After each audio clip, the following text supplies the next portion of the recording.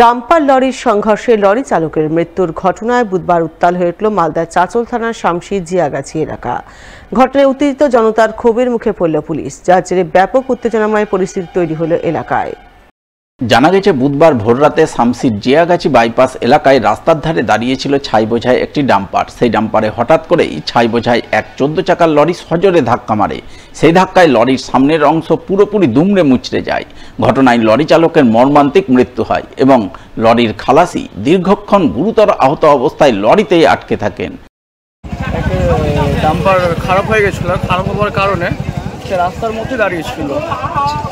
কিছুক্ষণ নাগাদ একটি ট্রাক স্পিড গতিতে এসে ডাম্পারের সঙ্গে ধাক্কা দেয়, যার কারণে গাড়ির মধ্যে ট্রাকের মধ্যে একটা ড্রাইভার একটা খালাসি রয়েছিল। খালাসি মানে তৎক্ষণাৎই একবারে সিরিয়াস অবস্থার মধ্যেই ছিল। লোকাল স্থায়ী বাসিন্দা এসে তাকে হাসপাতালে নিয়ে গিয়ে ট্রিটমেন্টের ব্যবস্থা করে। এখন মানে সেটা রিপোর্ট পাই আমরা যে সে ডেথ করে গেছে। যিনি ড্রাইভার ছিলেন তিনি এখন গাড়ির মধ্যে রয়েছেন, তার পাগুলো আটকানো রয়েছে। সকাল থেকে তাকে উদ্ধার পর্ব শুরু হয়েছে, এখন থেকে তাকে উদ্ধার করা হয়নি। এই ঘটনায় উত্তেজিত জনতা চাঁচল থানার পুলিশের বিরুদ্ধে নিষ্ক্রিয়তার অভিযোগ তুলে পথ অবরোধ করে তুমুল বিক্ষোভ দেখাতে থাকেন। ওই সময় পুলিশ অবরোধ তুলতে গেলে উত্তেজিত জনতার ক্ষোভের মুখে পড়ে পুলিশ। অবরোধকারীরা পুলিশের গায়ে লরির ছাই ছিটিয়ে তুমুল বিক্ষোভ দেখান।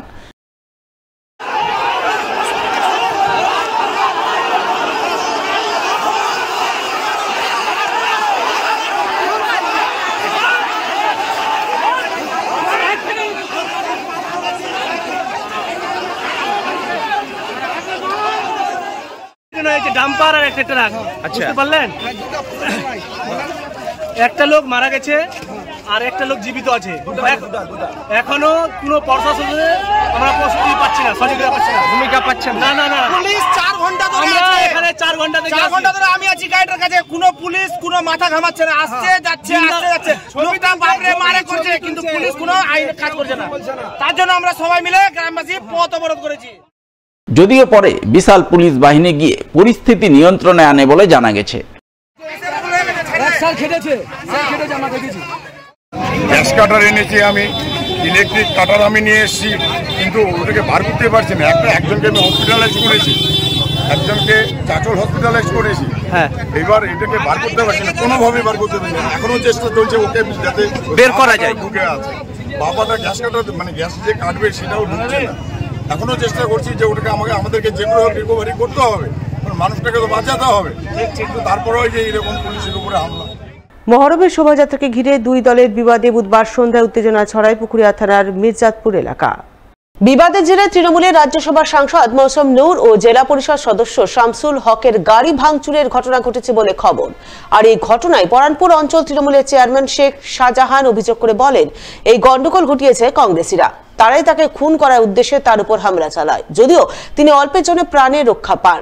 তবে এই ঘটনায় তৃণমূলের রাজ্যসভার সাংসদ মৌসুম নূর ও জেলা পরিষদ সদস্য শামসুল হকের গাড়ি ভাঙচুর করা হয়েছে। গোটা ঘটনা জানিয়ে তিনি পুলিশে অভিযোগ দায়ের করেন। হঠাৎ করে মানে কিছু বিরোধীদের প্ল্যানিং ছিল যে প্রধানের হাজবেন্ডকে মার্ডার করতে হবে। মার্ডারের প্ল্যানিং নিয়েছিল কংগ্রেসীরা। তার মধ্যে আমাকে নিজেই বুঝালি একজন মেরেছিল, তার সঙ্গে 2-3 জন আরও ছিল। এই যে হাত আমার 7টা সেলাই হয়েছে।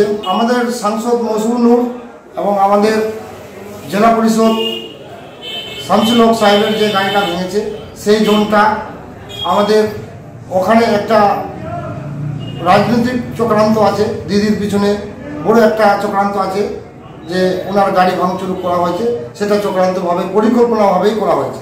আমার মিসেস যে এখন অভিযোগটা দিচ্ছেন, আমাদের বর্ধমানবাবু ওসি সাহেব ডেকেছেন যে অভিযোগটা দেন।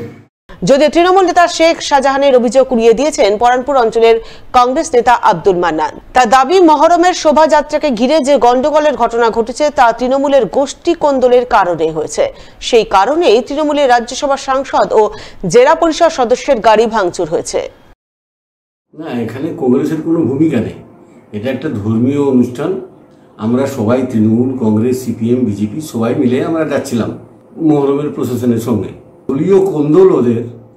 এইভাবে আজকে দেখলাম যে প্রাক্তন এমপি মৌসুম নূরের গাড়ি ভাঙচুর করা হয়েছে, তারপরে শামসুল হকের গাড়ি ভাঙচুর করা হয়েছে।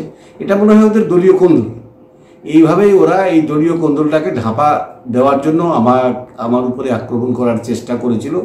তো যাক, সাধারণ মানুষ ছিল এবং পুলিশ প্রশাসন ছিল, এরা সবাই মিলে এটা হতে দেয়নি।